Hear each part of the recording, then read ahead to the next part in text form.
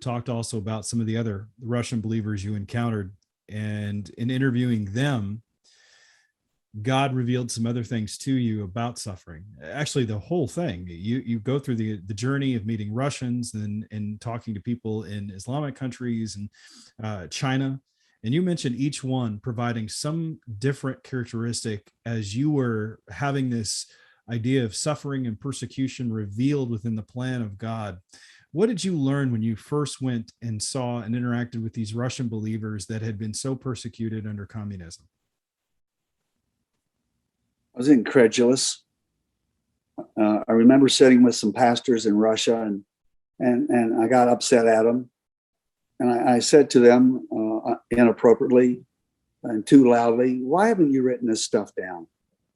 Why haven't you made books and movies out of this? You rival Hollywood." And this very gentle, white-haired old pastor, been in prison 10 years, quietly at a break took me to a window in the house and said, "Nik, I hear you have 3 sons." And I said, "Yes." He said, "How often did you take them to the eastern side of the house?" And said, "Look, boys, the sun's coming up in the east." I said, "I would never do that." He said, "Why?" I said, "Well, it always comes up in the east." I'd be stupid, foolish to make that kind of statement. He said, "Well, that's why we don't talk about persecution, why we don't make movies and write books. It happened to our great-grandparents and our grandparents and our parents. We're preparing our kids to suffer. Persecution is like the sun coming up in the east." And as I went to the Ukraine and sat with the evangelists, same story. Again, you can't have resurrection without crucifixion. And really, I don't want one to be seen. You don't want to do as I saw some groups do. I've seen groups define faith by persecution to such an extent that when their persecutors went away, like they did for a period in Russia and the Soviet Union, they can't prove who the real Christians are because nobody's suffering. And to get them to say, well, this is a season of life that God is giving you where you have a freedom to really broadly sow the gospel and go deeper until the things come crashing in again. We'll take advantage of those days.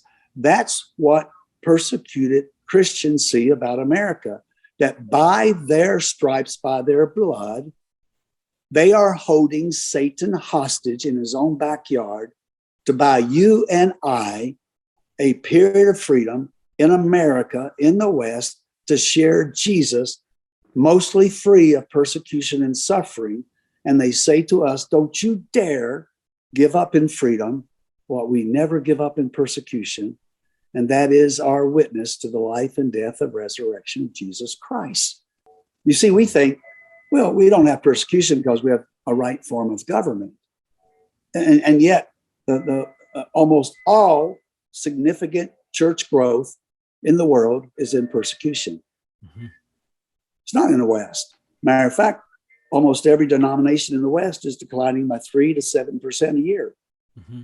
And so, again, you don't pray for persecution. You pray for faithfulness to witness. The persecution is going to come, but that is Satan's response to the love that Jesus brings and to a hatred that he doesn't want to give up his own territory.